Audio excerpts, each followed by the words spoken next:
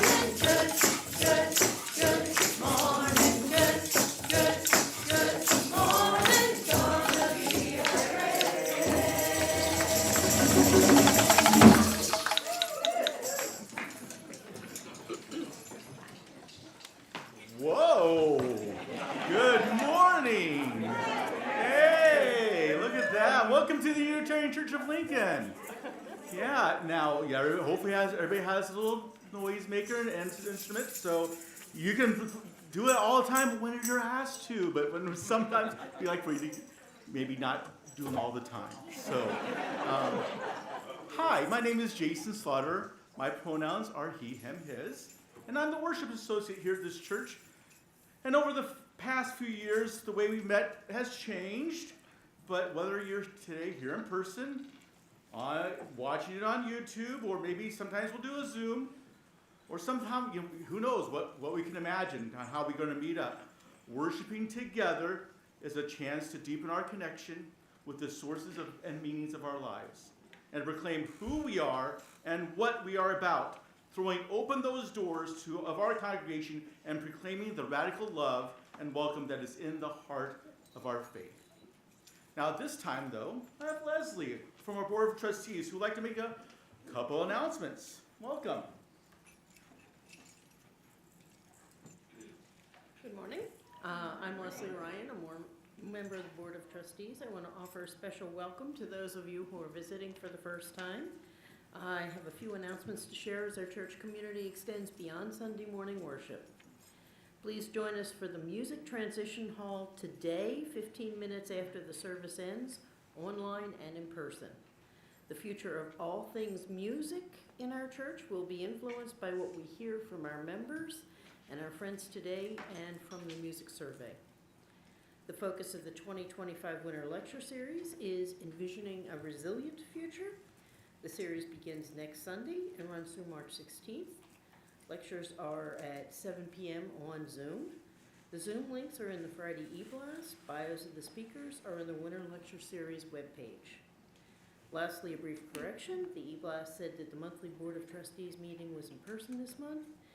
Instead, the meeting is on Zoom, and you can get the Zoom link from Judy Hart or the office. Thank you.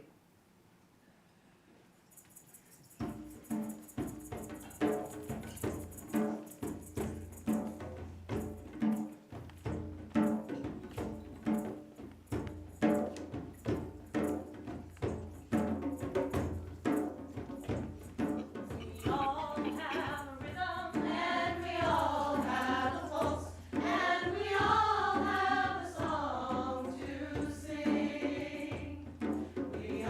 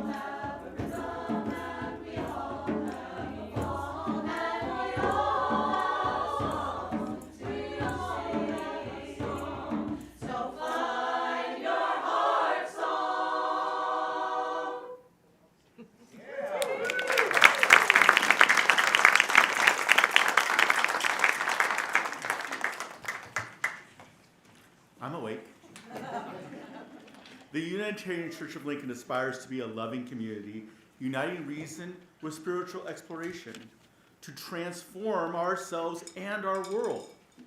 We have a big vision here, and we know that creating a loving community begins with welcome. So whether this is your first time here or maybe your 500,000th, if you came here for hopeful or heartbroken, whatever your age, gender, skin color, whomever you love, you are welcome here. Now, as we have already started our worship, we're going to take a moment here to center ourselves in this place. Find a comfortable place with your body. Take a few breaths. You also have noisemakers, which is good too. But let us continue to worship with our chalice lighting.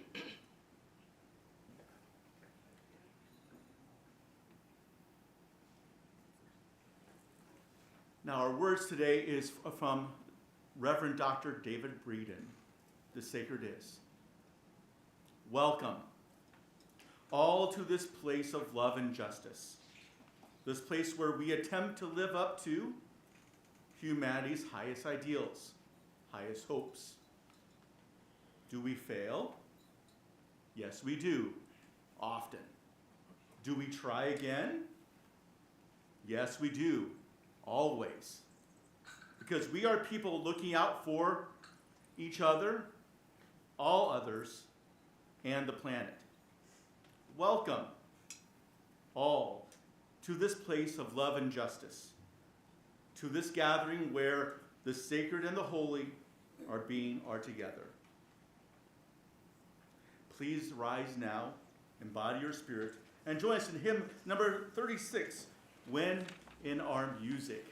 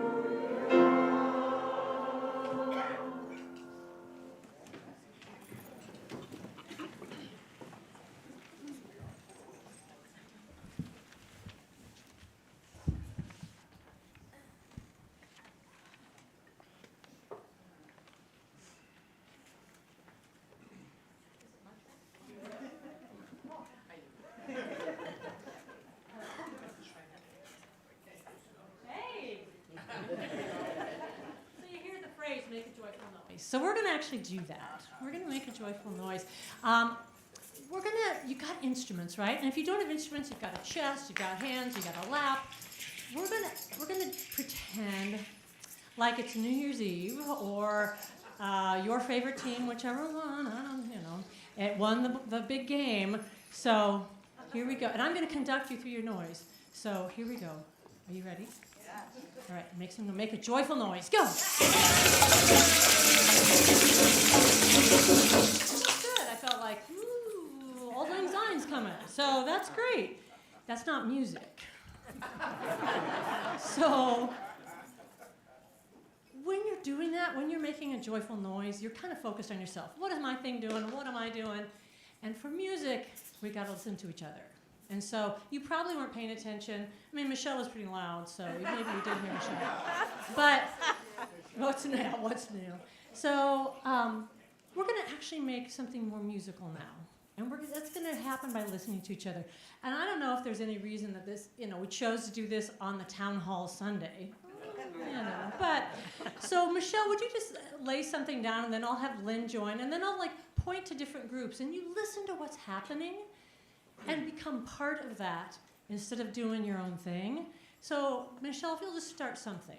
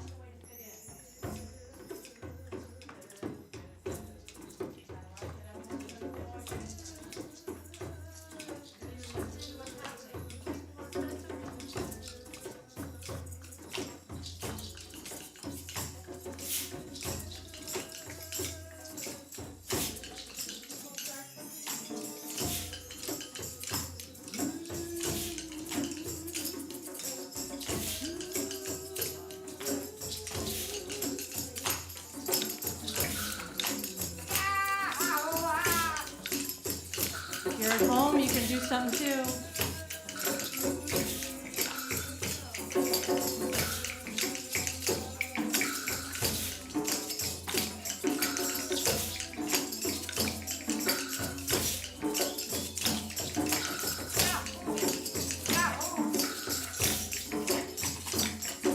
All right, I'm gonna let's bring it down. Keep doing it, keep doing it. Listen to each other.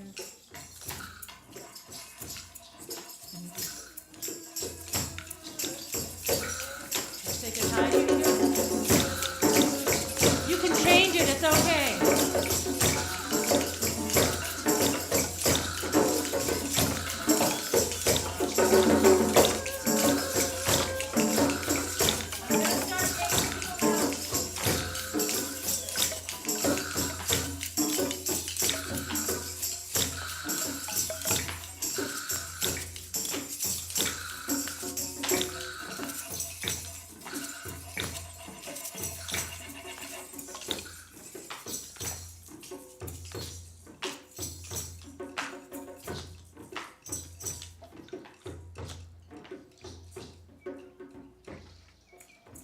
One more time, everybody.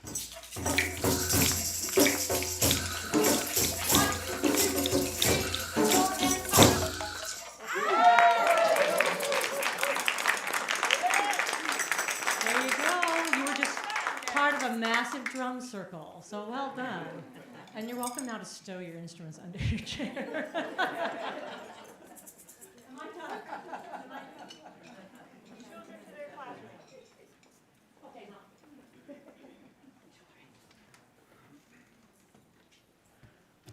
And that was great. But it is now, if you have children here, you can go ahead and release and go to our Sunday school this morning. They have a great activity for you. So thank you.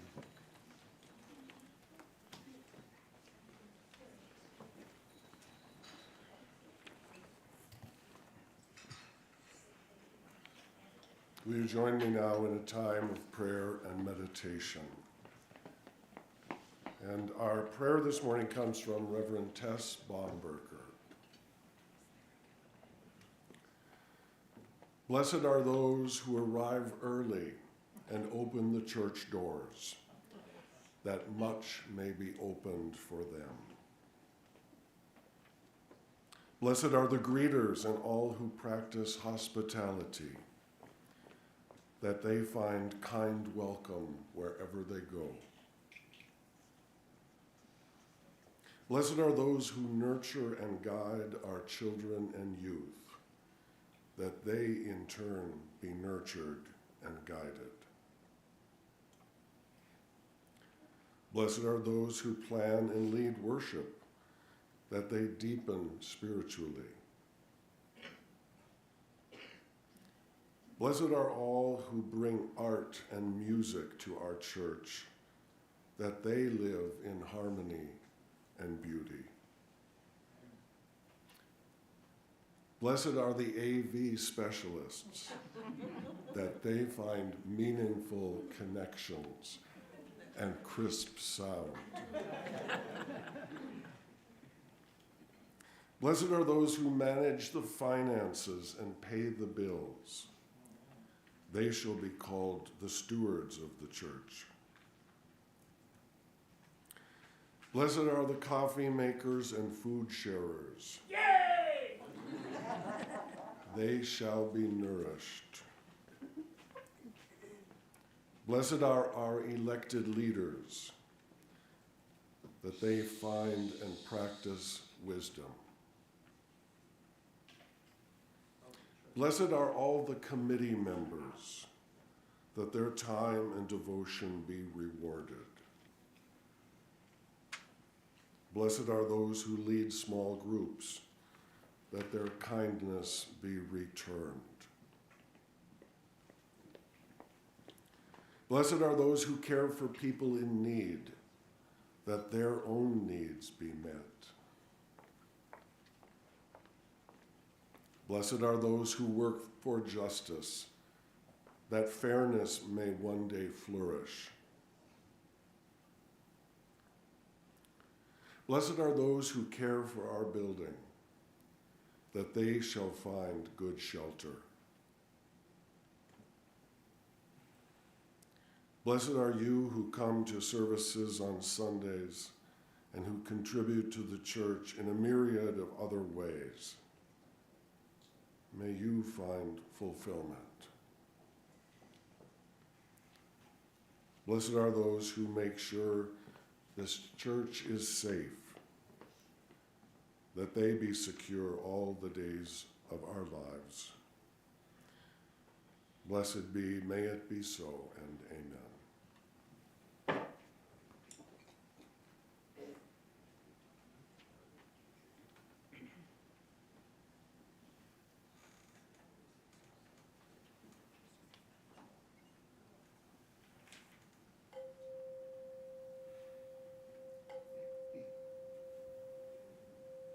All one heart, we as one together.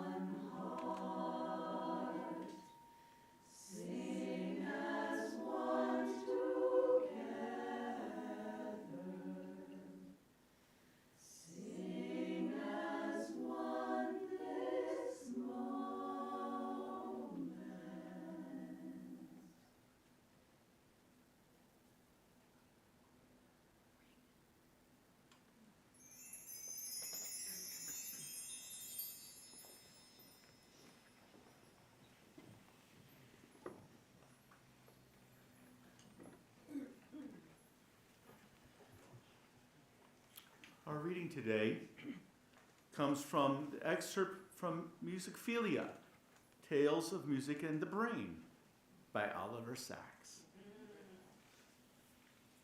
What an odd thing it is to see an entire species, billions of people, playing with, listening to, meaningless tonal patterns occupied and preoccupied for much of their time by what they call music. This, at least, was one of the things about human beings that puzzled the highly cerebral alien beings, the overlords, in Arthur C. Clarke's novel, Childhood's End. Curiosity brings them down to the Earth's surface to attend a concert. They listen politely, and at the end congratulate the composer on his great ingenuity, while still finding the entire business unintelligible. They cannot think what goes on in human beings when they make or listen to music, because anything goes on with them. They themselves, as a species, lack music. We may imagine the overlords ruminating further back in their spaceships, this thing called music. They would have to conclude is in some way efficacious to humans, central to human life. Yet it has no concepts, makes no propositions. It lacks images, symbols, the stuff of language. It has no power of representation. It has no necessary relation to the world. There are rare humans who, like the overlords, may lack the neural apparatus for appreciating tones or melodies. But for virtually all of us, music has great power. Whether or not we seek it out or think of ourselves as particularly musical. The propensity to music, this musicphilia, shows itself in infancy, is manifest and central to every culture, and probably goes back to the very beginning of our species. It may be developed or shaped by cultures we live in, by the circumstances of life, or by the particular gifts or weaknesses we have as individuals. But it lies so deep in human nature that one is tempted to think of it as innate. That is our reading. Thank you. Well, we come to this next part of our service. Each week we take a collection to support the work of the church and our community and partners in the community. We do this because just as we all grow from our participation in this community, we give back through our time, our talent, and our treasure.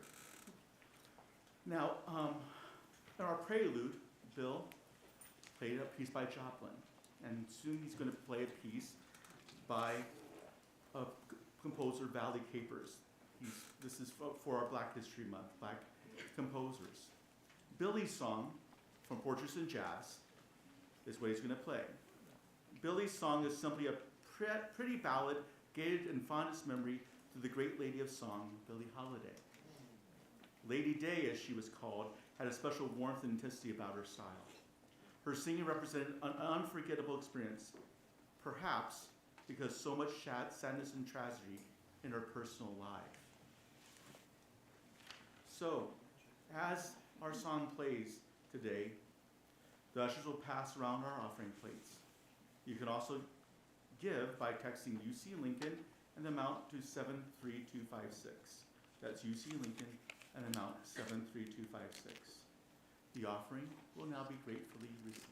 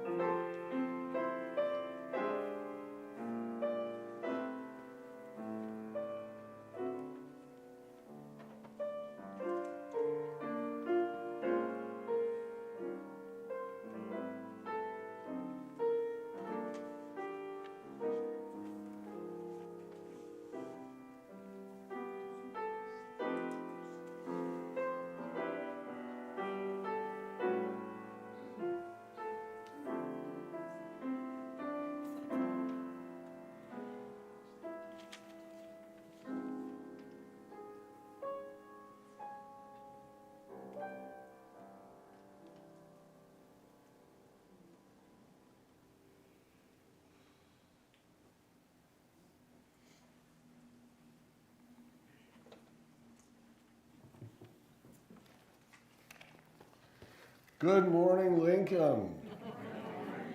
It is wonderful to be here with you today. My name is Reverend A.J. Galazin. My pronouns are he and his, and I'm your interim minister. Wherever you are on your spiritual, ethical, or questioning journey, you are welcome here. And I'm glad you're here because we need each other. If you're visiting us today, I invite you to join me in the library right after the service for a casual conversation. The library is outside the sanctuary, right next to the big tree. I would love to meet you and welcome you personally. I love winter. I love skiing, snowshoeing, and snow blowing. But I don't care for blizzards when I'm driving. Thankfully, I went home to Wisconsin last Sunday to enjoy the snow, and the driving was perfectly sunny and dry. And when I got to Wisconsin, then it started snowing and kept snowing. I love walking in the woods in the winter. Your perspective improves without the clutter of the underbrush. Our theme for February is inclusion. With some of the mean-spirited things on the news lately that seem designed to make certain groups of people feel very excluded, each of us could contemplate the question, what makes me feel included? For me, it takes a while before I'm comfortable in any situation. We approach a new place on our own terms. Maybe we're looking for something, or we want to contribute something, or we want to be part of something bigger than ourselves. And I have found that I usually discover something that I wasn't looking for. I often find something that I desperately needed, and I didn't know until I found it. And then I felt included.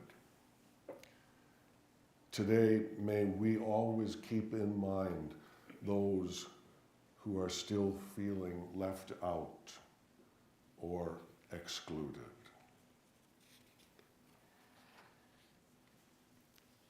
For years, I worked in an accounting office, crunching numbers. There is a rhythm to this kind of work. And while I enjoy silence as much as anyone, in the office setting, the banging of the keyboard and the ticking of the clock became oppressive to me. So I brought in a radio. As Bob Seger sings, I like that old time of rock and roll. But I thought that rock and roll would convey a less than professional image. So I turned to the local NPR classical music station. And for much of my career, I enjoyed a classical atmosphere at work. Now, in the beginning, it was like Muzak, in one ear, out the other.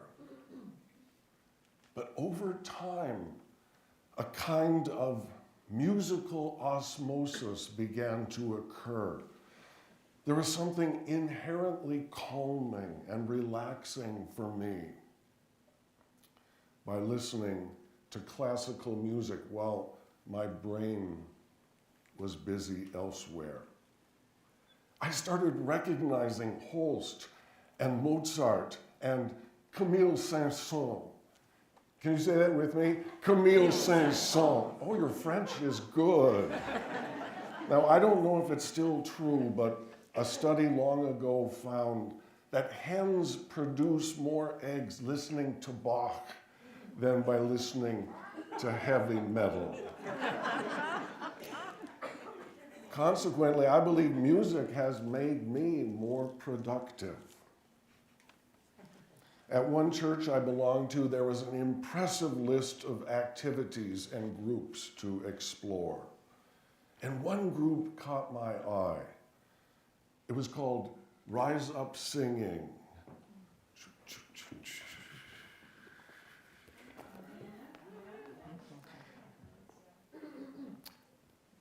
An evening of singing folk songs, and everyone was welcome to attend. I had never done much singing, but I found some courage and went to the meeting.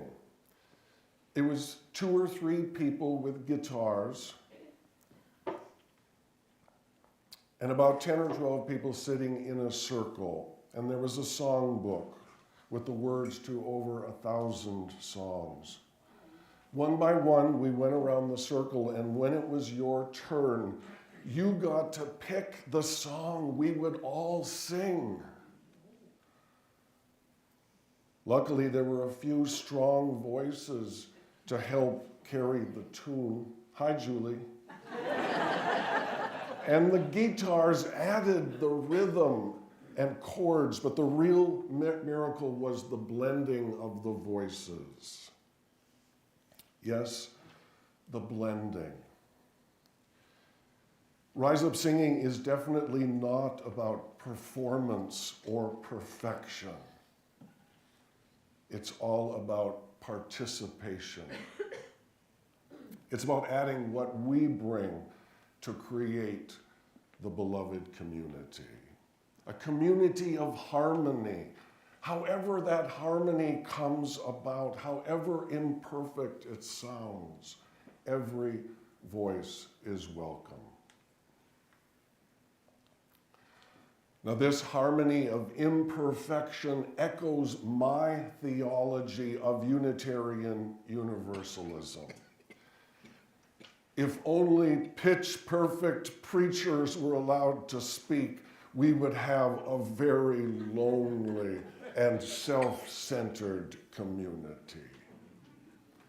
Instead, our liberal teaching is grateful for the religious pluralism which enables and ennobles our faith, so that we are inspired to deepen our understanding and expand our vision.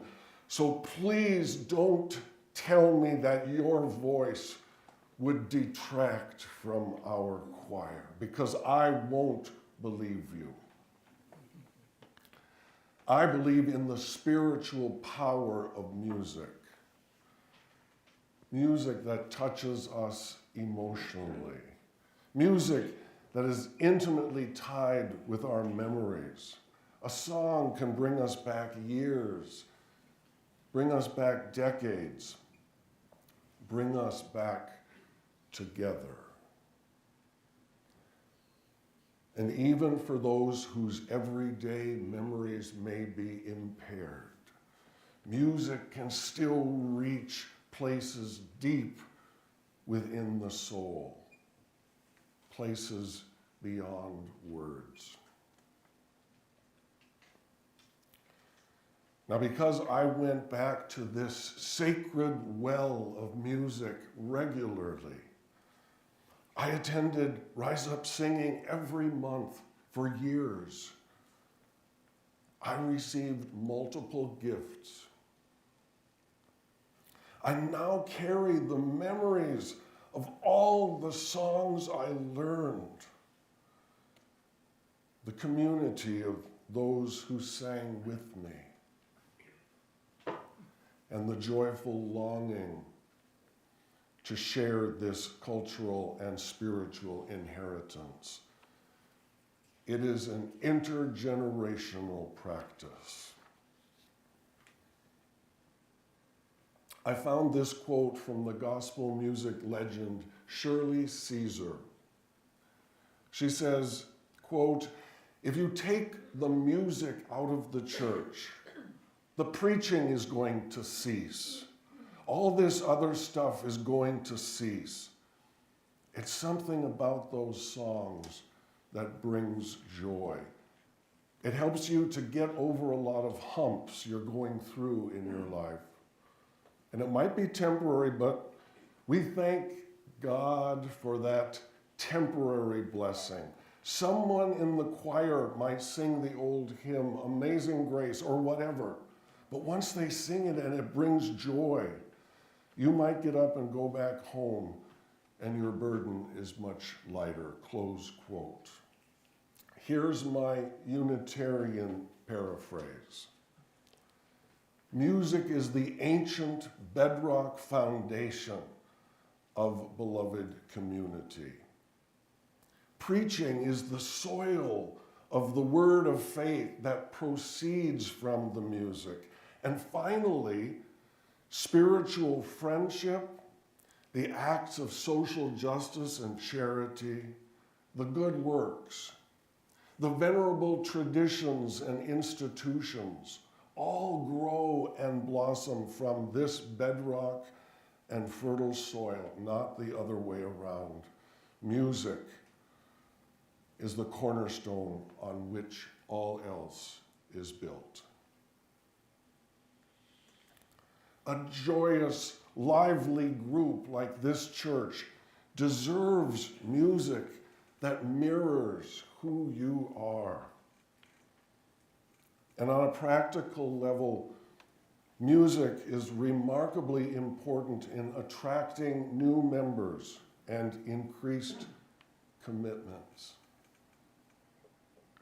The work before us then is to develop a long-term vision of the importance of music and the institutional support for growing and evaluating a music program. In other words, a music plan, a music coordinator, and a music committee. Now, some self-proclaimed non-musical people may assume that this team should be composed only of professional musicians and experts. Not at all. The spirit of music is prehistoric and universal. To build a wholesome music program includes both the gifted performers and the soulful appreciators of music. It includes all of us with a variety of styles, from the rock and rollers to the holy rollers. Oh, I was waiting for that one. We need to examine and develop our spiritual engagement with music, both professional and amateur, as harmonic steps for singing into our future, singing into our lives. Your next minister will be excited and invigorated and inspired to covenant with you as you provide evidence of a vibrant music program. It's time to make melodic soup for the monotone souls. Everyone is invited to join our conversation about the future of music here at our Transition Town Hall today, right after this service. I hope you can join us. Please do.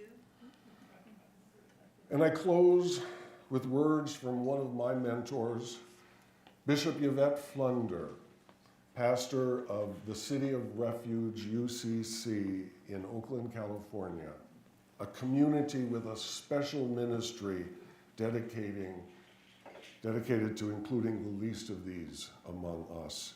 She says, "We tell our story with music. We forget sermons," and she's a great preacher, "but we remember songs," close quote. Amen, Bishop Flunder. Blessed be, may it be so. Please rise now in body or spirit for our closing hymn, number 346. Come sing a song with me.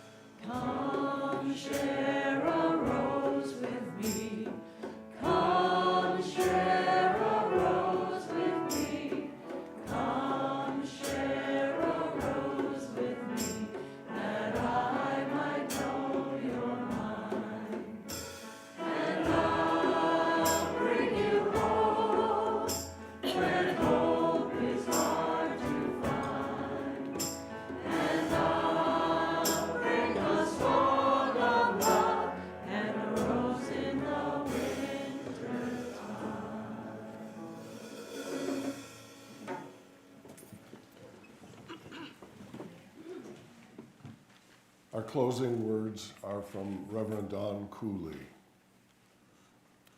Let us go into the world singing. Let us go into the world singing songs that proclaim liberty, songs that turn ashes into garlands, songs that bind up the afflicted and those who mourn, songs that, like oaks, have roots that grow deep and stand strong. Let us go out into the world singing. We know these songs.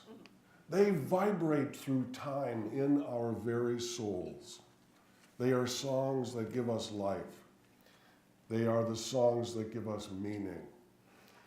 They are the songs that give us purpose. Now it's our turn to take these life-giving songs out into the world. Let us go now, singing these songs with voices deep and strong, and may the world join us in praise and in celebration and in love. Amen. Well, AJ said singing is an intergenerational activity. So before Muse sings its last song, I'd just like to point out that we have 8 decades of singers represented here today. So if there's someone who wants to add a 9th on either end, come talk to me. We'd love to have you sing with us.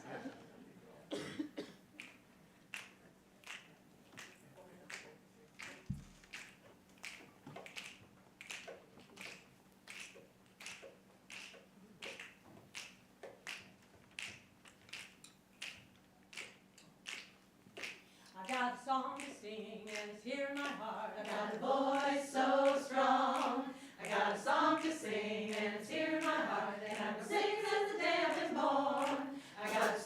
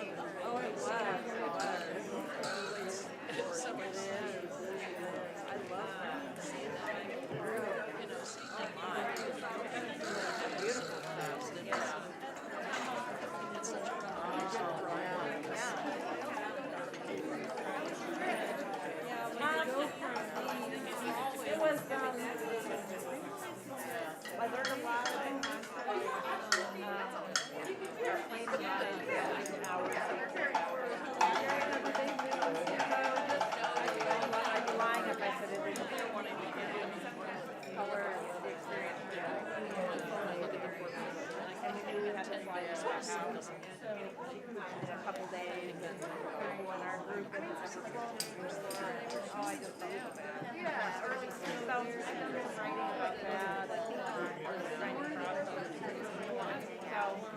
So, I'm glad I went to my, yeah, I didn't know.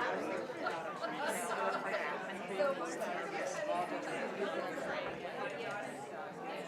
that was very good.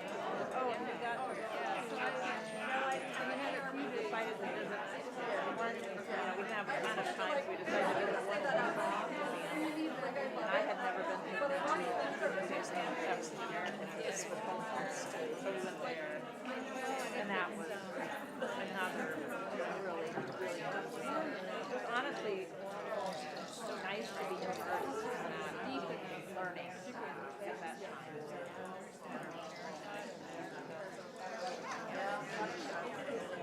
Yeah, exactly. But thank you. I'm glad our travel was safe. And they were studying.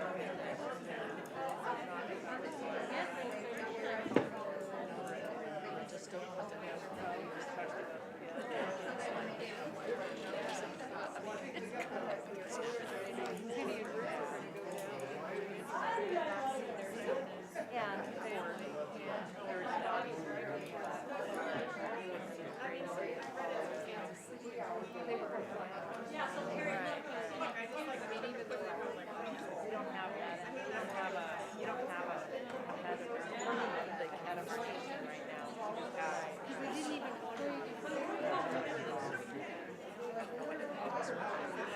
There's nothing that makes me feel proud. I did do it well. Their one grandson was we're holding back at them. Okay. Okay. Yeah. Oh, okay. Yeah. That's a good one. Oh, thank you. I appreciate it. I had to speak to you on that too. That's I just read a picture this morning with I stumbled upon it. It was the article I was reading was about a couple who was part of I hadn't even heard of this. It wasn't on my radar. Everybody having many babies and prostitutes, which I only learned by reading that article that must be a huge proponent of that. He has 11 children by, I don't know how many million. Right. And why do people keep betting this man, Penny?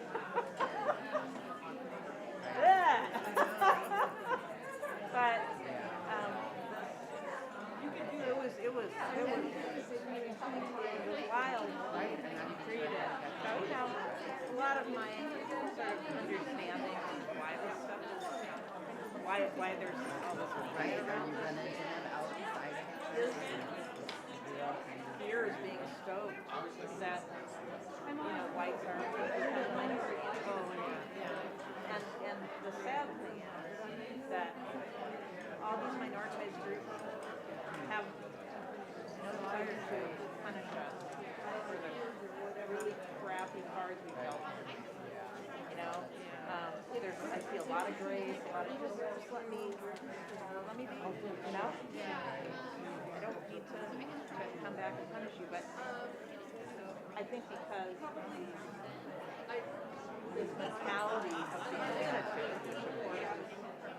trumps them up. It's like they just assume everyone can do it. It's great. Well, I try to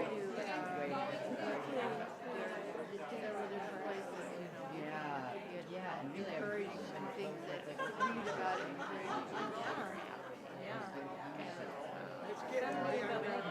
Email, okay? If I really need that, with everything Allie and Jose are doing, because of his status. And I say that again. My daughter Alice and Jose, married her longtime sweetheart.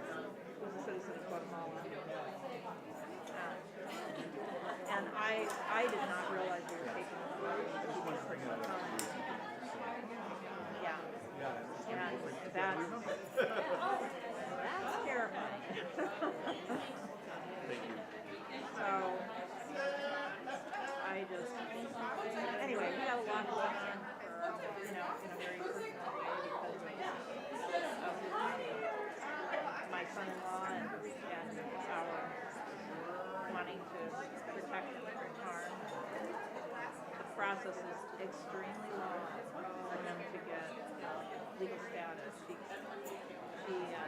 As his wife, can petition for him, but and it's like 5 years, at least before this is we'll see what that looks like. He can still be deported at any time until this process is complete. So, and it's very expensive. So, you know, the baby finally comes out when he said they were canceling all these federal grants. That's how they shut them.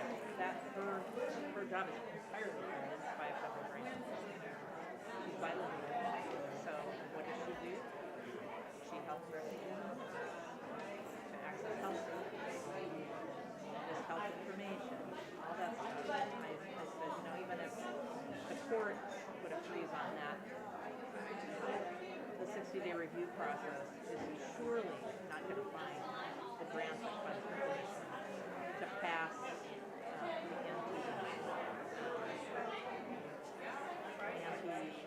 anti-inclusion rhetoric. So I just don't know.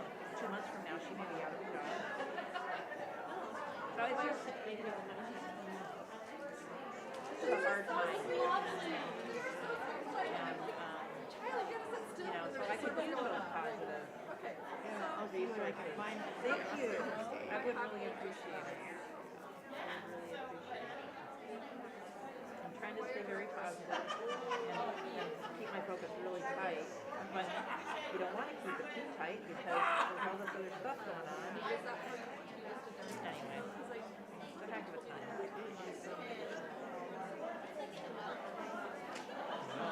We'll hang in there. We'll stay together. Stay in community.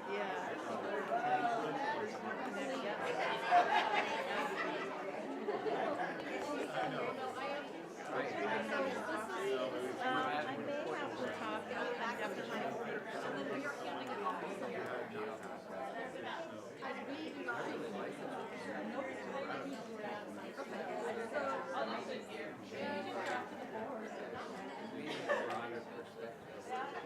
Yes, I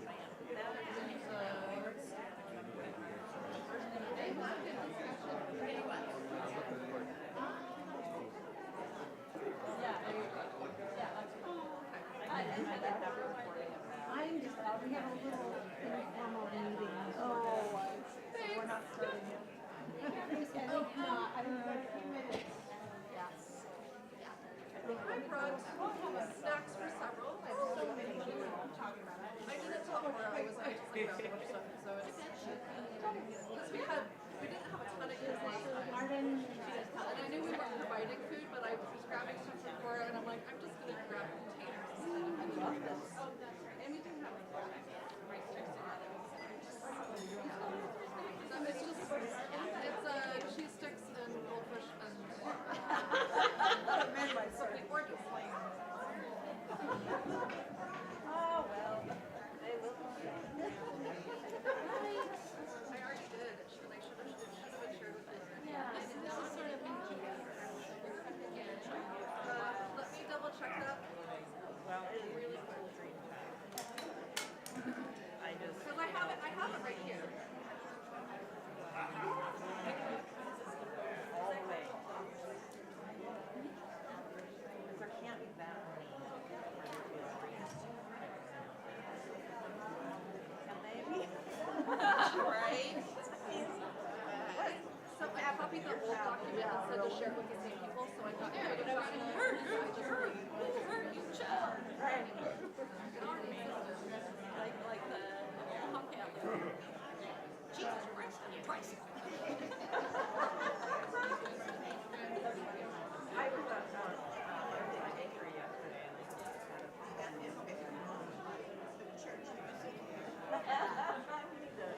we need to get together. We do. Michelle, I'm chasing you down. Okay. Well, I'm there Wanted to tell you, in town you most and of the Lynn laying weekends. down that drum kit.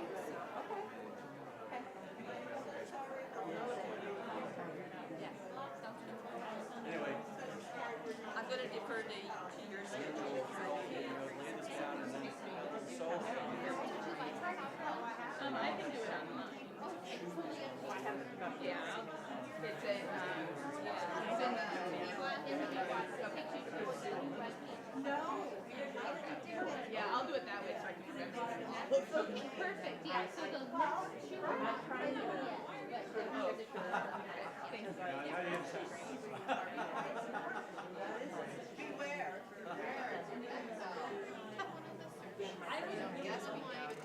You did? Perfect. You didn't, I'm so sorry. Belly dance, I will. Anyway, now we go.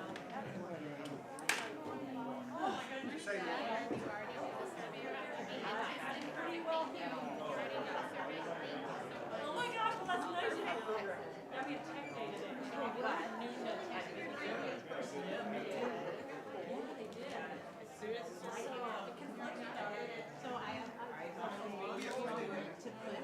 but I told him like Friday yesterday on the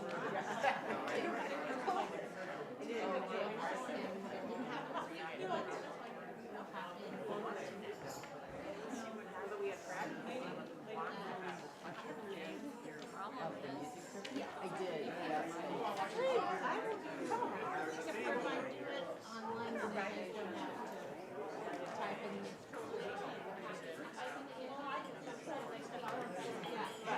Okay, I will university.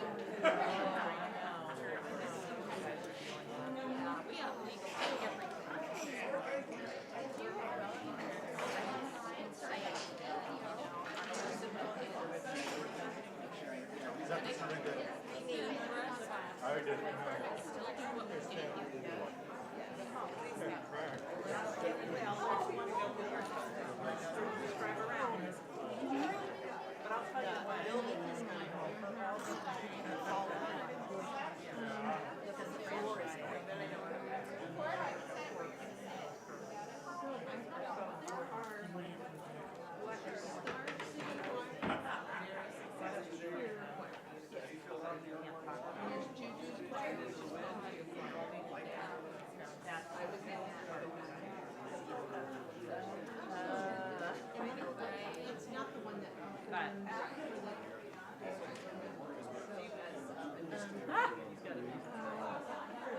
Yeah, I saw that earlier. I love it.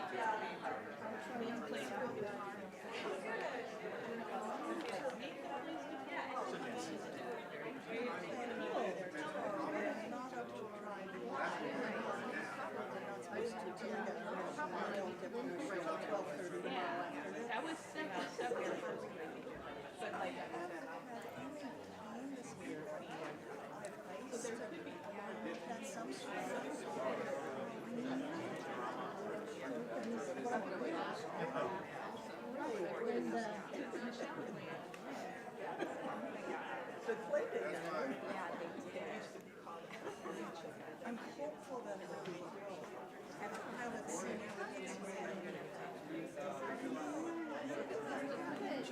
Okay, so maybe what's the point? But or is that Well, it's the shortness of breath in my business. And the shortness of breath in my work. I mean, if you thought about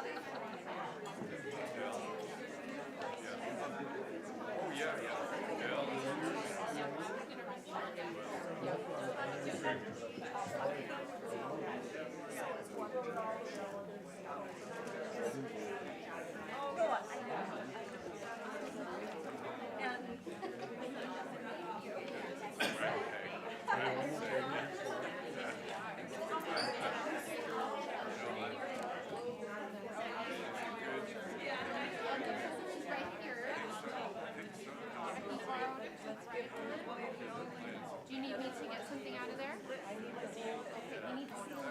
No, that's how it always is. We borrowed it, so you have something to hold. There you go. Yeah, no, as long as you see the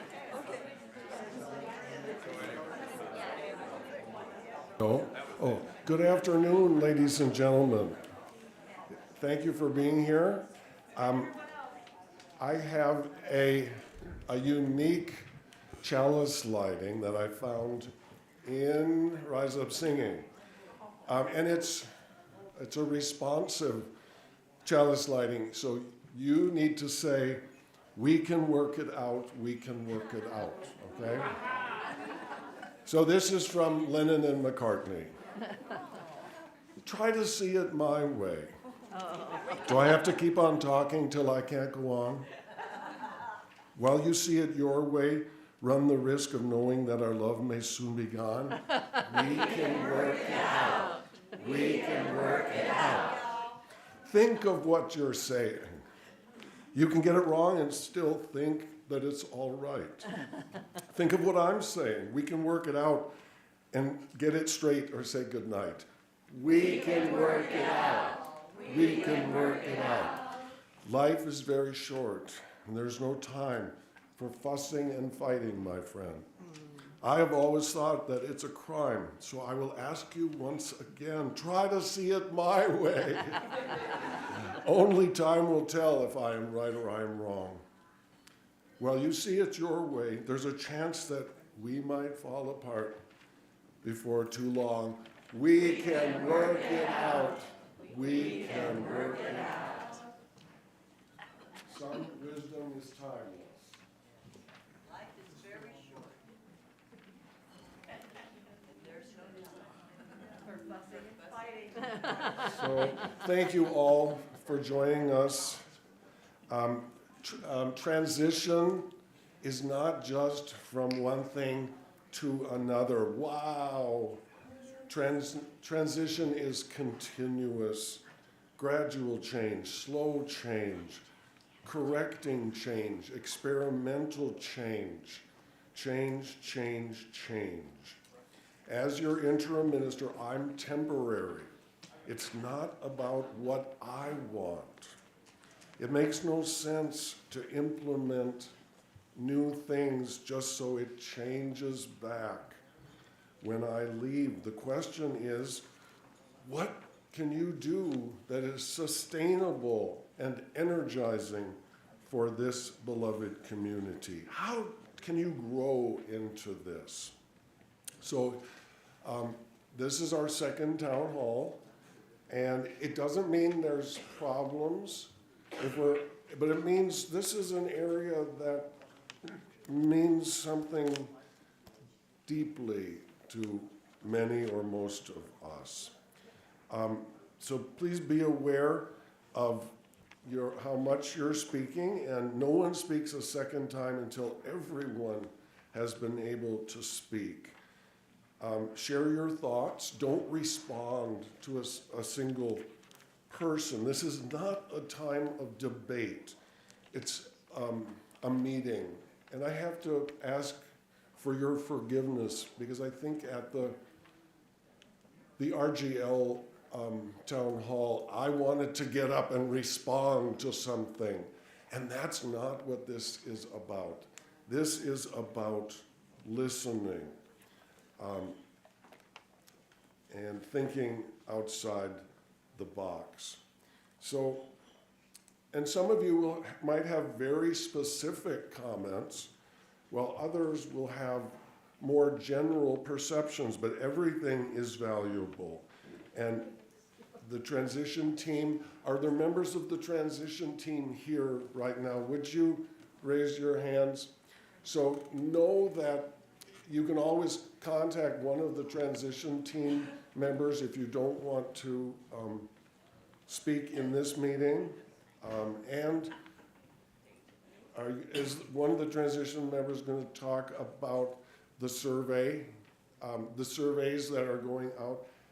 How many people have filled out surveys on music? This is great. This is wonderful, and there's still time to do that. The last thing I want to say is the town hall is not about getting a final answer. It's to hear your feelings and your ideas. The debate comes later when the board has to make decisions, and that is also a time for you to get involved, because the board meetings are open to everyone. Oh my, I just thought only the board members could go, and they had to go in a conclave. So please add your voices. One of the things that I will say we want to do sooner rather than later is to form a music committee. So these would be, this would be people who have an interest in really continuing to shepherd this process. So that is all I have, and I'm now going to turn it to Julie Anderson. Thank you, Julie. Oh, it's so tiny. So AJ just asked me to give a little background on the music program, sort of over the years, and I will, Heather, I'll let you know when I need the slide change. Okay. So when I joined in '89, and my understanding when I joined in '89 was that the kind of music had been going on for quite a while. It was the Charles Stephen era, and Fritz, our minister emeritus, called it a lecture and sermon model, or lecture and recital model. So the minister would talk about something, and Margaret, who was the administrator in the office, she would hire the musicians because she was a musician herself. And so that went on for quite a while. An occasional choir popped up over the years. Walt Hutchinson did one, and there were things like that. But then the admin retired, and the new admin didn't necessarily want to get all the musicians hired. So they hired a church member at 5 hours a week to bring in guest musicians. The choir was still volunteer for the director, but the accompanist was paid. Then Fritz, when that person retired, and I was hired, Fritz wanted to call it the worship arts director because he wanted it to be more than just music, so that we would have artistic elements to the service. And so that was a 10-hour-week job. As part of that job, there was a requirement to join the professional organization, and that was huge. I mean, not just for my personal life, but for what I could bring back to the church. When I was at the music conference, people could never believe that our little church in Lincoln, Nebraska required membership and paid for the staff member to go to conference. That's huge in our denomination. So you should know that our church has been incredibly generous over the years. We can do the next slide, Heather. Because I went to the conference, I started learning things about advocating for myself, and I said it feels weird that I'm directing the choir and I'm not getting paid for that, and the accompanist is. So we increased the job to 15 hours. And we also had member offerings. The A Street Band started back. I went to a conference, and the whole conference was about starting a house band. So I came back, took a survey, 14 people showed up to the first meeting. A lot of them are still involved. So that started out as just a group of people in church who love to do band music. We've had soloists, we had a flute ensemble for a while. We've had a women's choir, which sort of operated more like usual choir, not so much like Muse today. And then we've had a 1-hour choir where people would just come at 9 o'clock, and we'd learn a couple things. Sometimes we had 40 people of all ages, super fun. And we had a hand chime ensemble that was not under my watch. That was Julie Cross did that. And eventually they increased it to 20 hours to get some children's programming. We started some kids choirs, Flicker, Chalice Flame, Flash Youth Band. The youth strings, I believe, were called the Fire Fiddlers. And although it's not really music, Drama Club kind of got rolled into that where we had kids involved. You can do next slide, Heather. So then when I took a national music job in 2017, we had 2 other music directors who were hired, and they were still charged with organizing the Sunday music. And each one of them had a little different focus. Julie Cross was more choral, and then Bob did more with the band. So he took the band under his wing. They started doing third Thursdays. He was also, originally, the choir was on his job description, but it was not a great fit. He just didn't enjoy it. He said it was like a soccer coach having a baseball team. And so they asked me to do the choir. So in 2019, we split that job into music, where he still did all the Sunday service organizing, and I only was doing choir, so the 5 hours a week. And then during the pandemic, I've blocked it all out. So, you're in charge of the most dangerous activity in the world. So we did some virtual choirs, we had online offerings. And next slide. So most recently, that's it. The A Street Band has been playing on third Thursdays, and we've had the choir on 1 Sunday a month. And then we have a paid hymn and choir accompanist in Bill. He plays those. And we have Sunday music, which is organized by the music staff member music, guest musicians, and video performances occasionally. So that's kind of where we are now. You're welcome. And I'm going to recuse myself, so you all can feel free to say whatever you want to say. Plus, I have Tech Sunday at the Playhouse, so there you go. All right, thank you. Oh, yeah, sorry. How much do video performances cost? Do you have to pay for those? Repeat the question. Sure. The question is, how much do video performances cost? A lot of musicians say you are free to use this with attribution. If you tell people who I am, maybe put my website, they have different things. Some of them charge, we tend not to use those. Okay. Oh, any other questions? Okay, thank you. Do you know how much you're loved by this congregation? I'll repeat the question. Do you know how much you're loved by this congregation?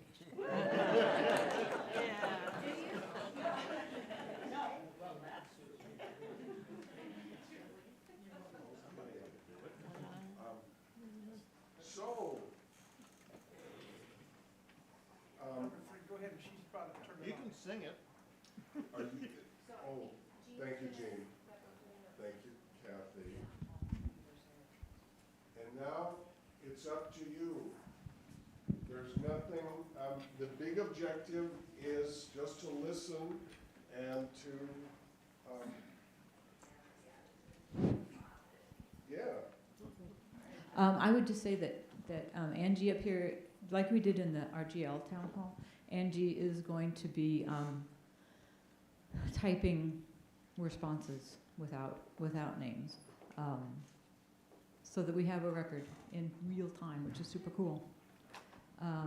So as we did in the RGL town hall, we just want to open it up to, like AJ was saying, comments, testimonials, any of the questions, anything that you want to give us right now. Hello. Hi, I'm Michelle Dobswitz, and I'm a member of the A Street Band. I've been a member here 20 years, and I've been a member of the A Street Band for about 10 years. And Michelle, yes. eat that Yes. microphone. Thank you. Yes, thank you. I just want to let you know. But I'd just like to let you know that this is the A Street Band folder. And hold this for me, please. Inside this folder is years and years and years of work of learning songs. Our main objective was to come in here, do 8 songs for a third Thursday, which involved 2 hours a night, 3 nights a week, and that's, nobody paid us to do that. We wanted to do that. We still want to do it. So I hope you, whenever you see this green folder, it says A Street Band on it, I hope when you see me walking around with it, oh, that means they're having rehearsal today. And I want to keep doing this, so please keep the A Street Band. Yeah, you bet.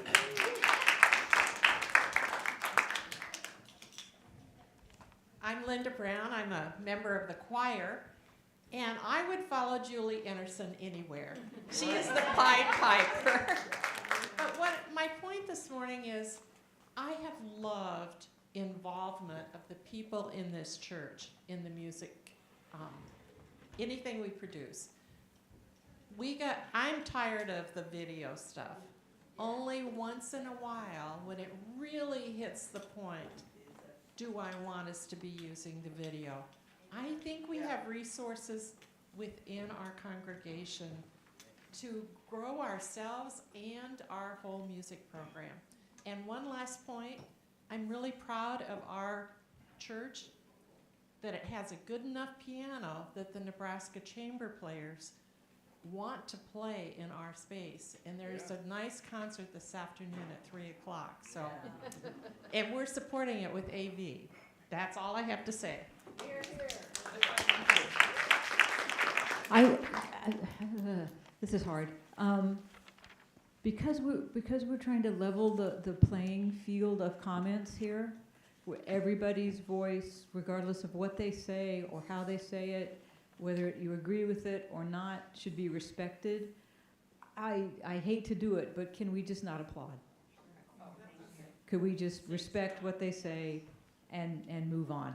Just because we don't want to be applauding over here and crickets over there, you know? So thank you for that. Thank you, Kathy, for that. I'm Tom Winter. I have a request. I take big razor handles and turn them into panpipes. I think this would be a wonderful RGL project. So I ask you, do not throw out your big razor handles. Dump them on me. Big razor handles. Blow over the top like a beer bottle. Oh, beer bottles, now we're talking. Hi, my name is Jillian. I am a proud soprano in the choir. Go Sopranos. I just want to say how much the choir means to me. I'm personally going through kind of a rough time right now, and choir has been like the reason to get out of bed. I love being in it. I love the community. And A Street Band holds a special place in my heart because my very first service that I attended was the 2023 Tent Revival. And I knew as soon as I heard Peace Train by Cat Stevens that I was in the right spot. So thank you for singing that. Yeah, I just want to say, just as much as we can value our music program here, it's just so important, and it's such a source of community for a lot of people. So.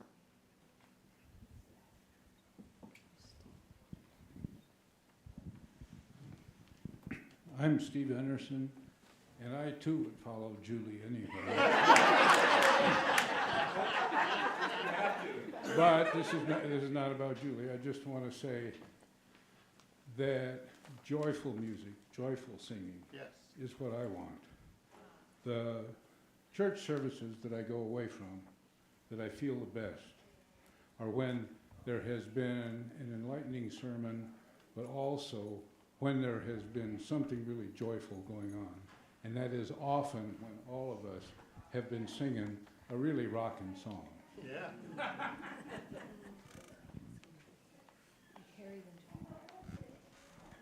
Harry Hafer. Used to be in the choir, but my hearing got so bad I couldn't tell if it was on pitch anymore, so I had to. Done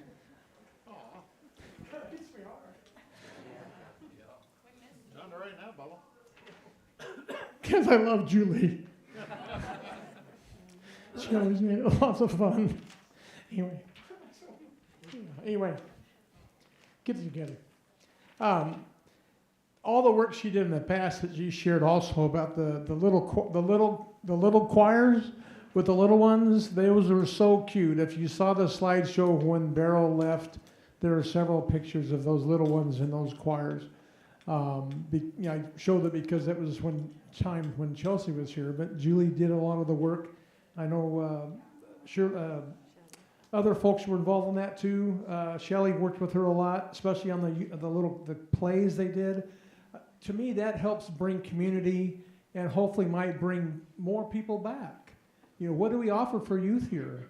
And that would be one more thing that would be hopefully could be available for youth to do. And I do miss working with Julie because she always made choir really fun, and she's such a fun personality to be with, so thank you. I'm John Lozier, and I was in the A Street Band some, but mostly I want to be as brief as possible. Today's worship was just great, having so much group involvement and having the special instruments and the singing. But I want to make two other comments.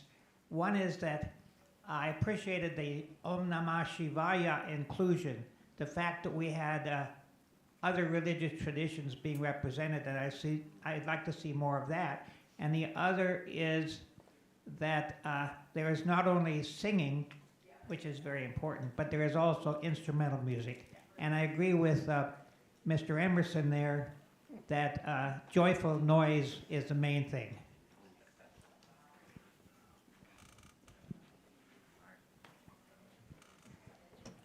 Hi, I'm Mark. I think that our ability to invite guest musicians should be viewed as a tool for us to transform who we are. Thinking about how we can decenter whiteness, as if we don't do it, it's a real missed opportunity because we can really contribute to the community while adding a vibrancy to our experience if we can think about, especially with guest musicians, decentering whiteness. The other thing, somewhat related but not exactly, is will you raise your hand if you have ever been to a slam poetry performance? Okay, those of you who've been there, they often, and Lark's song up this a little ways from here just them all the time, they're usually these powerful emotional experiences that have a very diverse group of performers. And I know that it's poetry, not music, but Bob Dylan got the Nobel Prize for Literature because they're interconnected. And I would like us to consider, just as in the spirit of thinking out of the box, of maybe get some slam poetry here as part of our musical offering. Hi, I'm John Atkinson. I really appreciate what Mark said and what John said. Aside from having a terrific name, it was good. Good thoughts, John. I thought today was one of the good models for music. You know, we had a group of us who had prepared a special musical presentation as a choir, and yet we were all involved. And although many of us feel a little allergic to our Christian tradition, I think we even dipped into that a little bit. And that's okay sometimes, especially if it's Amazing Grace, frankly. But, you know, I think we're groping around in the right direction.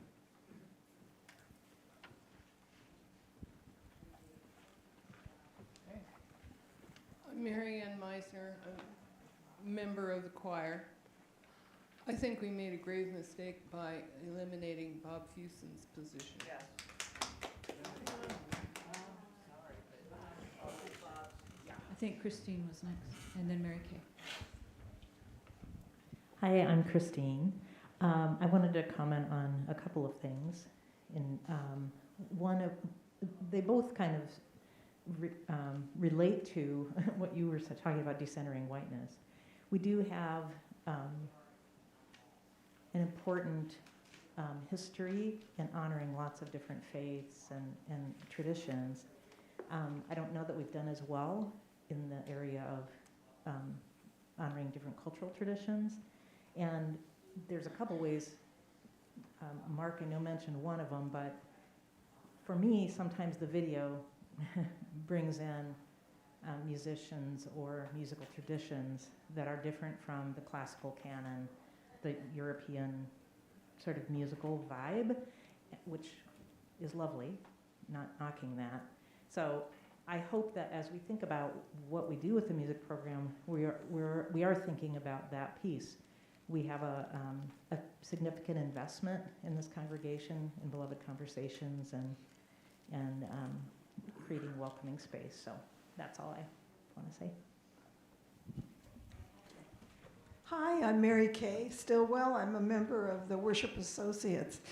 And it struck me today and several other more recent services, how can the music committee and the worship committee work together? Because the best services in my mind are when the words and the music are wed together.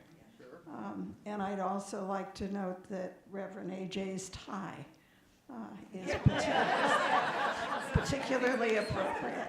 Thank you. Okay. Dana, I'm going to get to Dana here in a second. But we also have people online.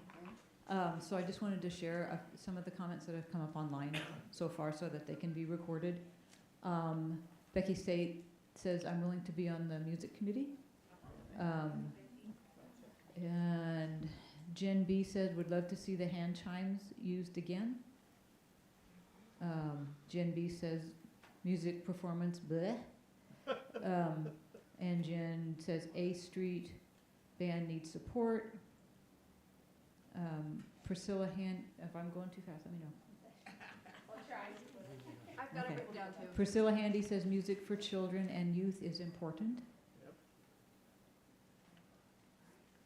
Only if we want And to stay Jen around. B says, how can we improve communication between the board and musicians? Dana had her hand up. So we're not commenting, we're not responding, we're respecting everybody, please. So you all know the bad joke about why Unitarians are such bad singers? Why are Unitarians It's such because bad we have to read ahead to see if we agree. So we're really blessed and lucky to have Julie to lead the choir with her strong voice and keeping the rest of us gathered in a herd. Thank you, Julie. But the A Street Band, I'm really missing it. It's as if my church radio station has gone from AM to AM, FM to AM only. I also agree we need to support the A Street Band. How can we have a outdoor revival without the band? How can we take over the park, Antelope Park, in the summer without the band? And I love the choir, but it's not First Plymouth's choir. It's cute. I like it.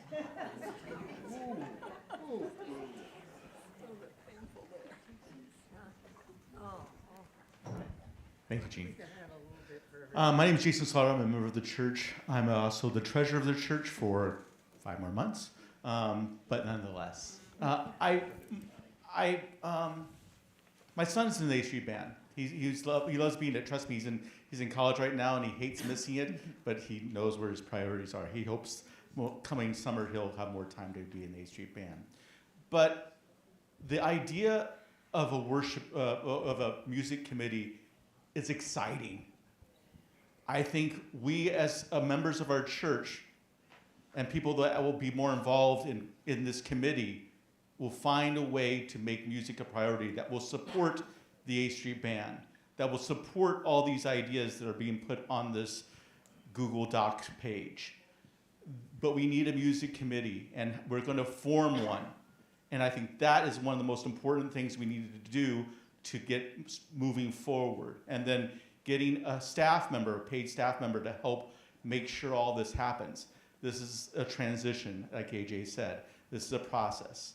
And trust me, I miss Bob too, but I understand we as a church need to move forward on going forward with our music traditions. I saw some traditions. I'm like a toddler in this church. I've only been in this church for 4 years. So I'm still like, oh my gosh, look at all the history that we have. And to see all that history, and I would love to experience some of those things again. I think some of us all would like to. But we need that leadership from the church, from us, that will form a music committee, that will hire a coordinator, that will help us move forward with our music. That is the process I think the Board of Trustees has laid out, and that we're going to start working with the transition team and going forward in this transition to music. It can be done. It's just a matter of involvement of us. So are we ready to show up? I think we are. Okay, we have Lynn and then Karen. Oh, hi, my name is Lynn Janice. I'm so nervous about speaking. I hate doing this. I'm the complete opposite of my sister. But I just wanted to say I don't care much for the video performances either, because I feel like we have enough in-house talent to cover that. And I truly hope that the A Street Band goes forward, not just because my best friend is in it, but I just think they're fabulous, and it does. It needs to go forward. And I guess that's all I have to say. I love Julie Anderson like a sister. Mine's a completely different tact in a way. Please identify so the online people know who's talking. Karen Hafer, sorry. I'm taking a different tact in that one thing that I really do hope that happens, and I think hopefully the committee would go to it, is to make the music room the music room. Now, when I say that, I mean there are a lot of, and I mean a lot of music things in the regular storeroom, which are just not in the way they should be. I mean, you should respect any musical instrument. I mean, I played in band, and they cost money. And we paid money for those things, and they're just sitting there in a clump downstairs. And I hope that and I would see this as like a committee thing that could work together to take everything that's music out of that storeroom and put it in the music room, inventory it, and see what you have. And then that would help to move forward on some things. Those are where the chimes are, but they're stuck down there. And you don't know what you have, and you'll be surprised at what musical instruments are still down there that are in just, whatever. So my big thing is when we built this, we paid money and we renovated this building. We made that room as a music room so that music things could be down there. So if you had a group or you had an interest of some sort of music, you knew exactly where to go to find it. And there was room down there that we could even practice choir if we needed to. We did that a couple of times. And it wasn't, and I know the band is important, I know that, but it's not a band room. It is the music room for the whole church. As you can tell, that's a big deal for me. So. Hi, I'm Sandra Washington, a longtime member of the church and been involved in lots of different things. I take a bit more of a backseat right now. I'll come back. What I really want to say is that I appreciate more than you can know when we blend worship and music together so that it's a theme. I was around during those early years that Julie mentioned, and the lecture and recital wasn't interesting to me. I heard beautiful music sometimes, but the music wasn't associated with the theme of the sermon or the service, and it just, and I come from a tradition where applause isn't part of service, and recitals give you opportunity to applaud, and it always hits me as a slightly bit like, oh my gosh, they're applauding. I realize I am a very small voice in that. Everyone seems to enjoy applause, and yet I don't in church. But I really think it's important that we keep a theme together. I also think it's important that we live our values. We act out our values, our church's values, every time we meet. It doesn't mean that every service has to be very, very multiculturally diverse, but over the course of a month, over the course of our year, we should not just be moving one type of music forward or two types of music forward. And I don't, these months, whether it's Black History Month or it's, American Indian Month or whatever, if we could find a way to be more authentic and how we move forward, that would make me much happier. And I also understand to the board, I have nothing to say bad about the decisions you've had to make because of the budget. We have what we have. We need to be sustainable. So I want to figure out how we can elevate our voices, the church's voices. We have a lot of talent here. But where we don't have representation, I want us to be open to how that representation is brought forward, not as tokenism. It's got to fit within the service. But how we can reach it sometimes is through video, then that's how we reach it. But we need to find a way to be a broader church that shows its values as much as we possibly can. How can we get more of your beautiful singing voice? Give me 4 more years.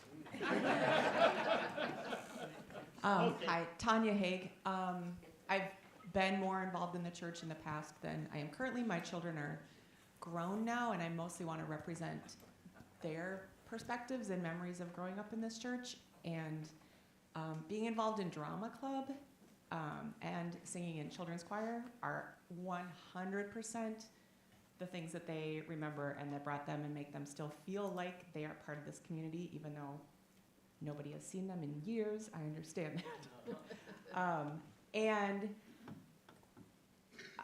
And I know that doing that work, particularly with the children, it's hard work. Like it, you know, you guys put in so many hours when we did drama club.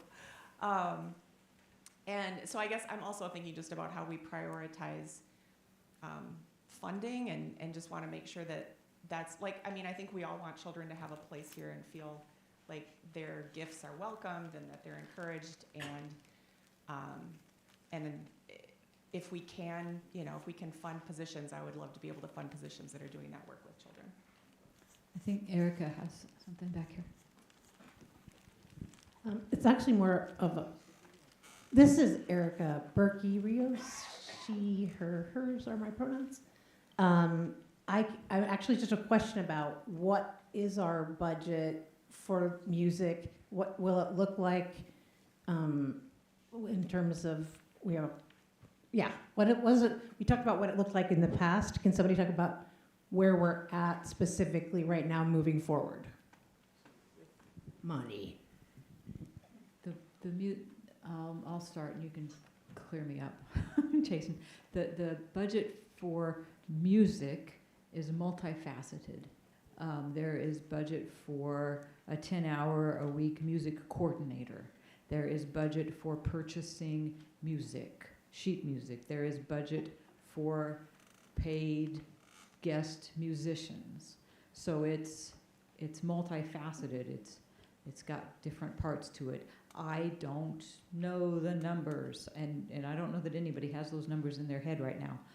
But we can, I can get with you or anybody who wants to know. Or you could go back and look at the budget from that we just passed, because it would be in there, and those documents would be out on the website under the governance page. Joanna Fink. This congregation admittedly is almost all white, although we do have treasured members who are not. They are few. I wonder, there are other congregations in this town. Well, there's one that's Korean, I believe. There are congregations which are black congregations. I wonder, don't they have choirs? Could we possibly explore the possibility of having choir exchanges? Yeah. That would, you know, bring in a different cultural approach in live performance, if it could be looked into. Shelley, do. Hi, I'm Shelley, they, them, and I'm a huge idea person. So here's my huge idea. Since this is already a town hall, I'll throw it out there. Did y'all know that the UUA has a song contest? Wouldn't it be cool if we wrote a hymn that's from our church and it gets into the UUA and maybe the next hymnal that gets put out, and it's our song? Wouldn't that be cool?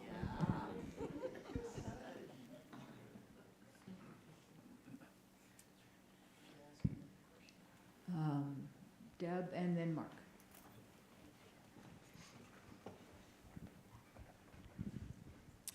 Hi, I'm Deb Hope, she, her pronouns. So back in the 90s when I moved to Lincoln, I had grown up in Christian churches and started looking around about where to go. And the main reason I wanted to come to church that I missed was because I wanted to sing with other people as a congregation. Like, I didn't care about anything else. That's what I missed in my life from not being involved in a church. So I have so appreciated, since I started coming back these last few weeks, that we have Julie helping us with the hymns. I don't think any congregation can sing without somebody who's kind of has a strong voice leading those hymns, and I hope going forward that, you know, whether it's Julie, who we all love, or someone else doing that. The other thing I'd like to say is I'd just like to second what Sandra said. That was a lot of what I was going to say, so now I'll just say yes. But I think also since we have limited budget for guest musicians and bringing in other people, I really hope that we are very intentional about that to expand representation, not in a token way, but in an opportunity to engage and give us things that we might not have here in the church. And I love the choir, and I don't care that they don't sound like the Mormon Tabernacle Choir, who else.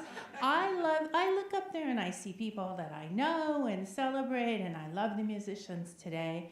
And I hope that we do a lot more of our own, and I hope that we have Chris Sayer back, maybe. That kind of music I love.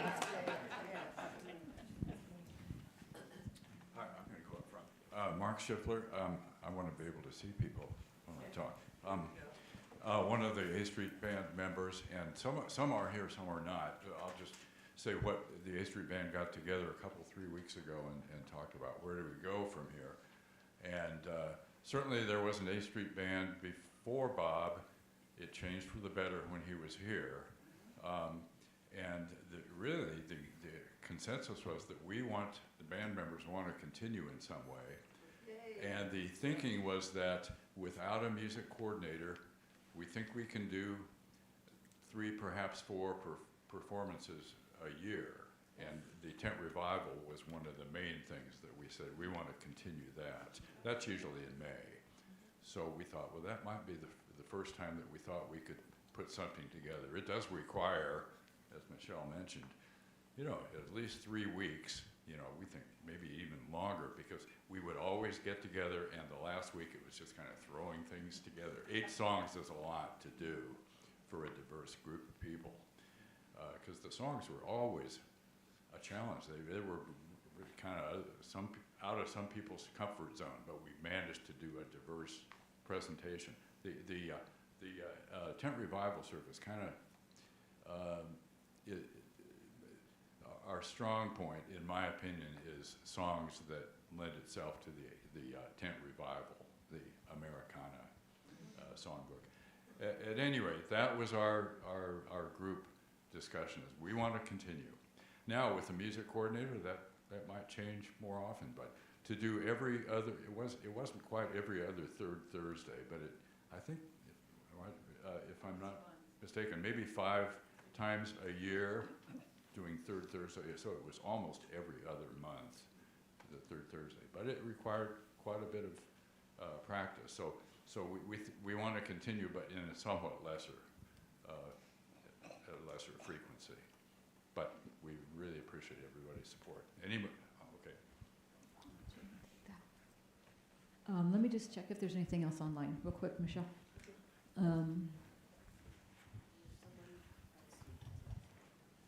No. Okay. Yep. Okay. There's someone who hasn't spoken yet. Oh. We'll get Alicia and then you. Thanks.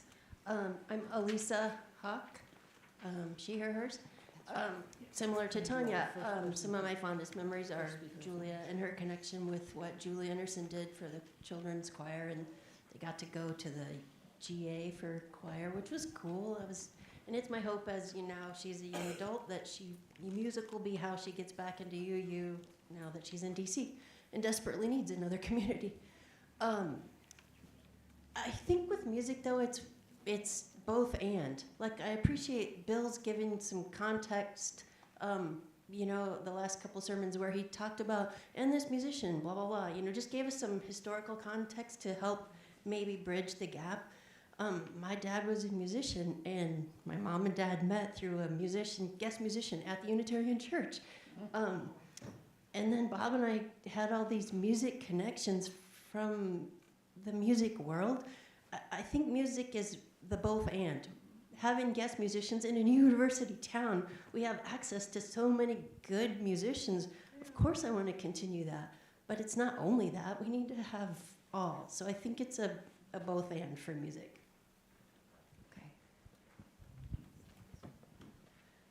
Hi, I'm Becky Stewart, they, them. I'm part of the choir, and the choir is why I'm here.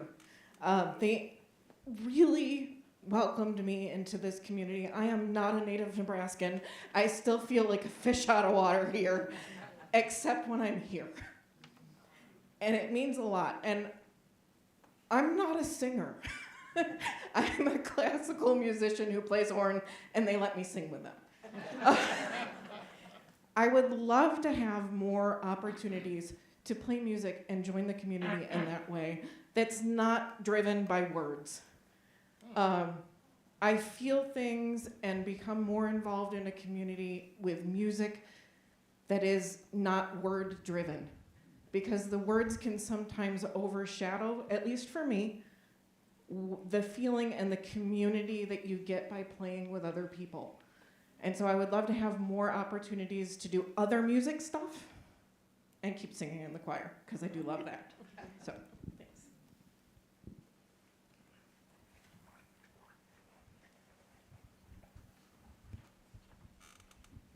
Hi, Roger Geary.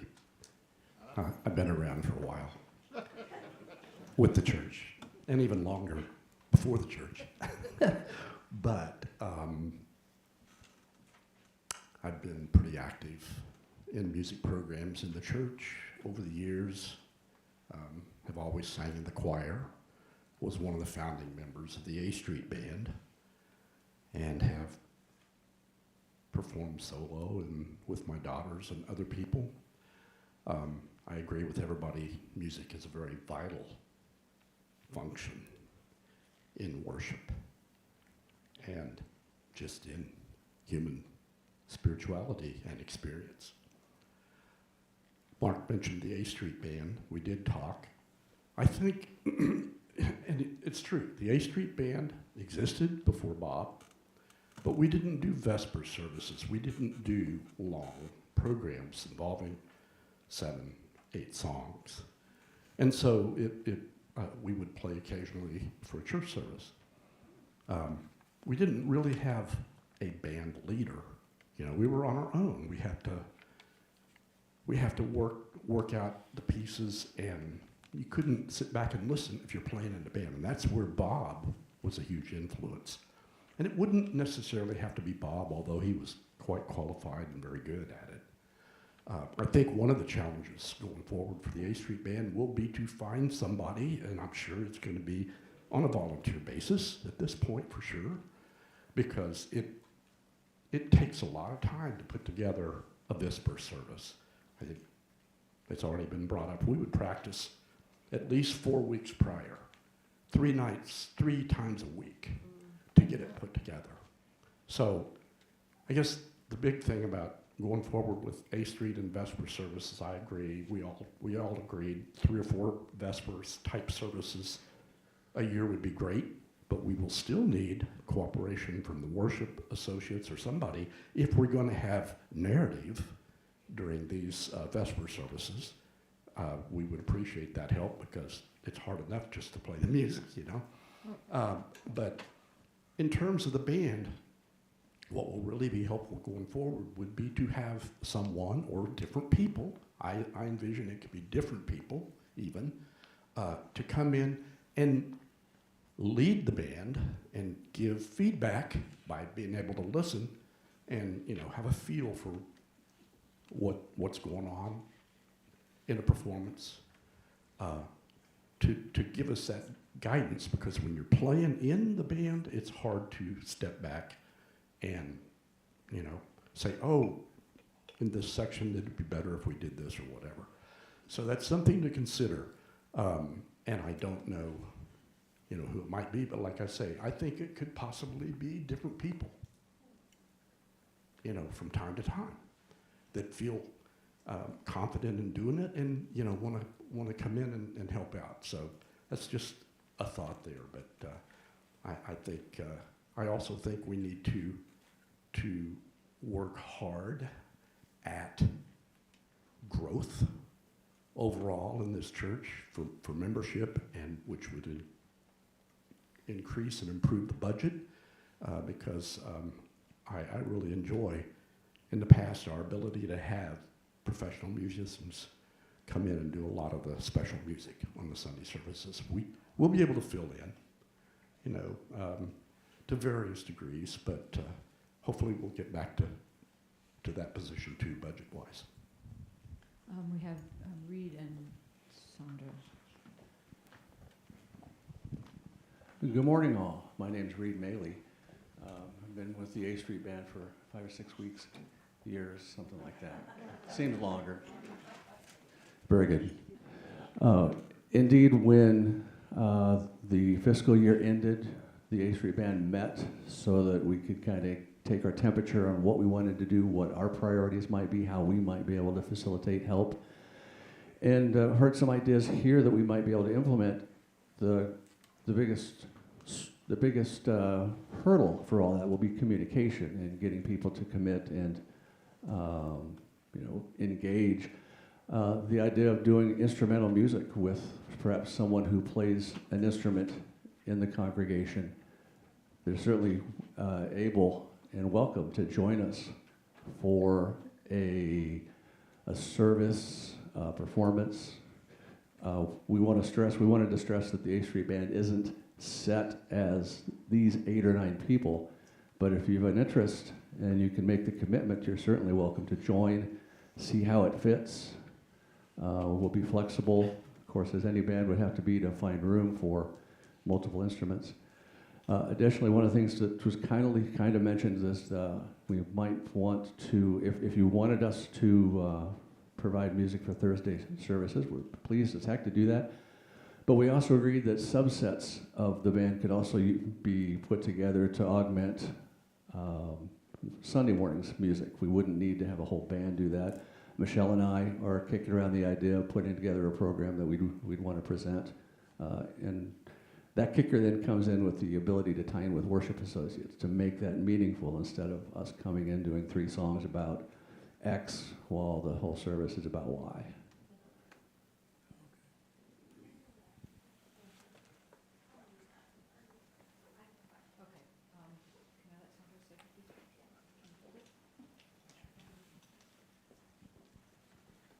I'm Sandra Ryerson.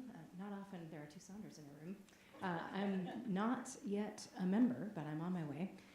And the reason I'm here is also I was looking for a choir. Moved to Lincoln a couple of years ago, and trying to break into this community as an adult. I think it's difficult whenever you move, but the choir has been extremely welcoming. Julie is lovely and enthusiastic and wonderful to follow. The A Street Band has just been fantastic when I've seen y'all. I think the idea of the music committee sounds fantastic because there are so many great ideas in this room, and it sounds like we need balance between our resources and what we can provide. So I really hope that committee goes forward. I grew up in a tradition with a cantor leading, a song leader. And so when Julie has done that in recent Sunday services, that's been really wonderful, in part because I love to read music, and so when we only have lyrics, I don't know what I'm doing. And so I really appreciate being able to hear it and sing with it, so I hope that we keep up with having a song leader as well. Thank you. Julian. Sorry, I just had a really quick question.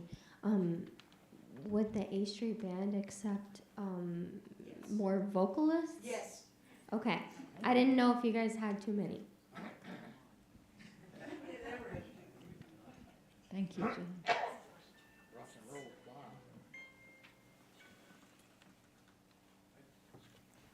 We're just going to see if there's anybody that hasn't spoken yet that would like to say something before we scoot on to you, Harry, Denise, Jean Skittner.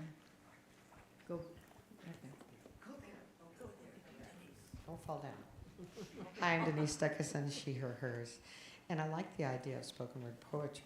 And I'm thinking on the Thursdays that we don't have the band, the Thursdays where the band is not playing, perhaps we could have some spoken word or poetry slam. Yeah, I think it's a great idea. Thank you. Could you share the comments from the YouTube again? There's a couple. Yes. Sure.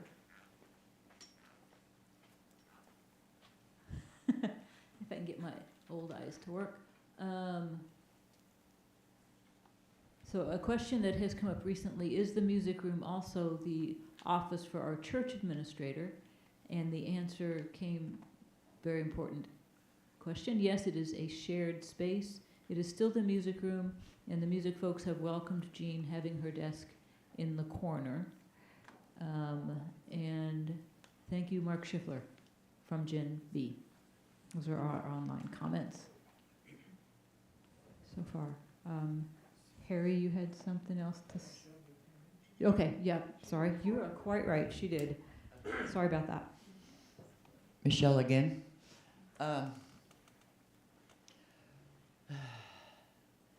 just want to reiterate how important the A Street Band is to me personally. I'm 71 years old, and I'm retired, if you want to call it that. So I do a lot of time at home by myself, 24/7, 7 days a week. So the A Street Band is a lifesaver, not just for me. I'm sure there are other people out there that feel the same way, but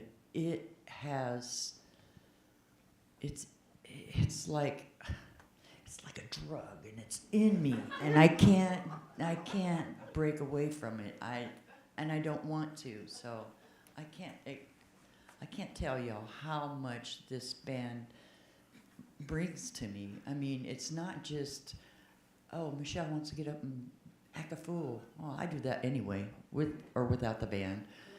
Yeah, she can attest to this. So it's more something that I've lived with for all my life. I'm an orphan at 15, and so in my solace, I taught myself how to play guitar. Not very well. But when I came here, I just like, oh, maybe I could start playing my guitar again. Well, 10 years later, I'm playing my guitar and I'm singing, and I have this giant family. Y'all are like my family. I mean, my sisters, my brothers, I can't tell you what you guys mean to me. So, and I'm just saying that music is life. Without music, there is no life. Okay, Joanna, we're going to have Harry first, and then, because he's in line. Thank you. Harry Hafer, real quick. For musicians that would be playing, we always had this professional thought, or many people did. And I don't know how easy it is to find high school students willing to come and play because they're getting ready for a recital. Same with college students getting ready for their bachelorette final thingy or their master's final thingy, whatever they call those, to come and also play for us. And whether they would be free or nominal cost, less than the professional level, which I think we're paying $100 now, maybe. I heard. And the second thing, I love it when Michelle or other and Lynn accompanying us for choir or accompanying us for songs. I think that's great. And whether that, like Reed had said, a small group thing as well could play. I think that's wonderful. And that maybe is kind of a short stop for the full A Street Band, but that kind of participation I think is fantastic. I enjoy the rhythms of the drums and so forth, percussion for songs, and particularly when the service is over, when you start doing some, you start doing some of your own stuff with it. I think that's pretty cool too, so thank you. Joanna again. There are a lot of people here in this meeting, and they're not all members of the band, and they're not all people who sing in the choir. There are a lot of people here that are giving their time this morning because music is important to them. And you know, an ordinary person, where does an ordinary person in this culture get a chance to sing with anybody else except at church? That's right.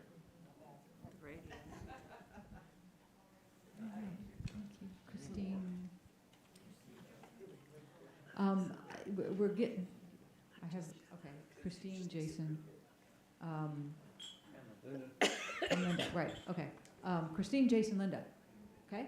I just want to, because I don't want people to peel off before I've said this. At the end of this meeting, if there are people in this room or who are online and can hear my voice, who are interested in being on the music committee, either please indicate that in the chat or just come up here at the end of our meeting so that we can just get names and that kind of thing. We're not going to like have a big meeting necessarily, but just want to get names. And I wanted to get that out before people started to drift off. Okay. Christine, Jason. I just wanted to add one thing as far as high school musicians, college musicians. I hope that we'll also consider that they are interested sometimes in collaborating, having the experience of collaborating. And so whether that's with other musicians, whether that's with worship associates, to create a more integrated experience, I think that could be an awesome opportunity for a young person. Okay, and then Jason waved, so it would be Linda.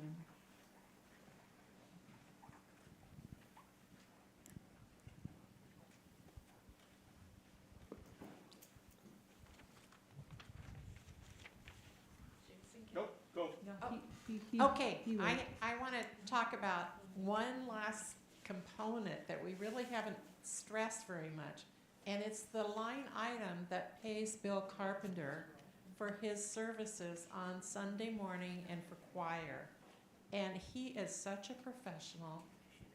Always keep that line item, please. Thank you, Bill.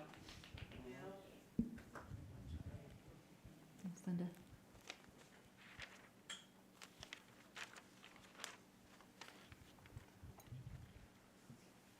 Oh, Reed's got his hand up. Thank you, Reed Maley again. Just to put it on the record, it's an idea I have is that the music committee could also work towards building communication with schools, groups, music entities to offer the ability to perform and or collaborate.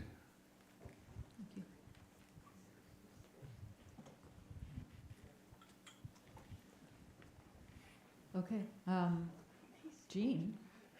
I just wanted to mention that as you leave, if you have your survey, you can hand it to myself or somebody else for that. Right, and yes, so if you've filled out the online survey, thank you, and if you've not and you have a paper survey, Gene will take it at that end, or you could probably put it on the stools over there. AJ, do you have anything else to say, or are we? Give me that old time religion. You don't need the mic for that. It's good enough for me. That's in the Rise Up Singing book. And we used to sing it, and actually there are some irreverential verses in there which we can't share. But thank you so much for your time, and I can feel there is a lot of energy and support and understanding, and this is all good. I think the most important line in my sermon today was, your next minister will really be interested in how music interweaves itself within this community, and I can feel it moving. And thank you. The transition team has done such a great job with bringing people together and holding your applause to the end. That was really a wonderful thing. So go on and have a great day. And Heather has a final word. I just want to remind everyone, because it came up again today, that the transition team is not making decisions. We are not promoting any particular actions. We are gathering information. So please don't look to us to make any sort of recommendations on any of this information that we are collecting. We are collecting it, we are giving it to the board, we will give it to the music representatives, but we are not the end of this conversation. Thank you, thank you. Very important. We're in the sponge state where we are just gathering up everything, and then eventually your democratic process, which is essential to the church, hopefully will have a music committee who will digest all of this. And I know one of you said balance. Yes, that's the part that sometimes gets hard, because you want to do 100 things, but where is the balance for right now? It doesn't mean it's the end of the story. But then please come to your board meetings if you are interested in some of these, or let your board members know, let your music committee know, and let your transition team know. Let me know too, but I don't have much to do with anything here, so. Thank you, and thank you all. So if anyone is interested in being on the music committee, please come up so we can get your names and how to get a hold of you and everything. And if anyone has things unspoken that they would like to speak, but want to do it in private, not in a large public setting, you can fill out the survey and put comments in there, or you can send any of the transition team an email or reach out to us in person. There's a transition email, designated email as well. Ooh, look Feel at free that. to ignore the RGL contact from the last. Yeah, we will. So anyway, thank you all for coming and staying and your input. It's wonderful. Thanks.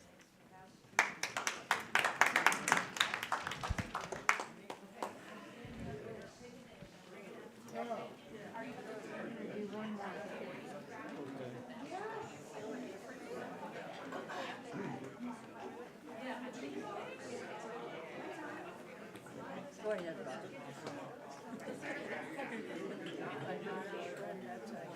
Sure.